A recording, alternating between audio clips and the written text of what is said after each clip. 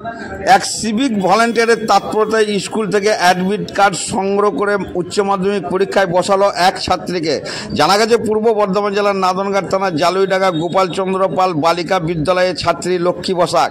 ওই ছাত্রী স্কুল থেকে অ্যাডমিট তুলতে ভুলে গিয়েছিল, আর আজ সোমবার উচ্চ মাধ্যমিক পরীক্ষা দিতে এসে দেখে অ্যাডমিট নেই। এরপরই পারুলডাঙ্গা নসরতপুর উচ্চ বিদ্যালয়ের পরীক্ষার্থীকে বাইকে চাপিয়ে নিয়ে যায় নাদনঘাট থানার কর্তব্যরত সিভিক ভলান্টিয়ার সুচন্দন বসাক। এরপর সেখান থেকে অ্যাডমিট সংগ্রহ করার পর পরীক্ষার্থীকে মোটর বাইকে করে চাপিয়ে পরীক্ষা সেন্টারে পৌঁছে দেয়। পরীক্ষার নির্ধারিত সময়ে প্রায় 25 মিনিট বাদে স্কুলে ঢুকে পরীক্ষা দিতে বসে ওই ছাত্রী। সিভিক ভলান্টিয়ারের এই কাজে ধন্যবাদ জ্ঞাপন করেছেন ওই ছাত্রী, সেই সঙ্গে ওই এলাকার মানুষও সাধুবাদ জানায়। Report Syed Abu Jafar, MBS news. স্কুলে এনে দিয়েছি। আচ্ছা, কি নাম মেয়েটার? লক্ষ্মী বসাক। আচ্ছা, এইচএস দিচ্ছে তাই তো? আপনার নাম?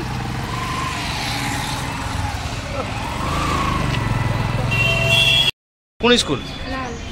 এখন কি পাওনি, অ্যাডমিট পাওনি? অ্যাডমিট আমি নিয়ে আসতে পারিনি কাজের জন্য। আচ্ছা, অ্যাডমিট পেয়েছিলে? অ্যাডমিট এখন কোথায় আছে? ভিডিও বন্ধ করো না, ভিডিওটা বন্ধ।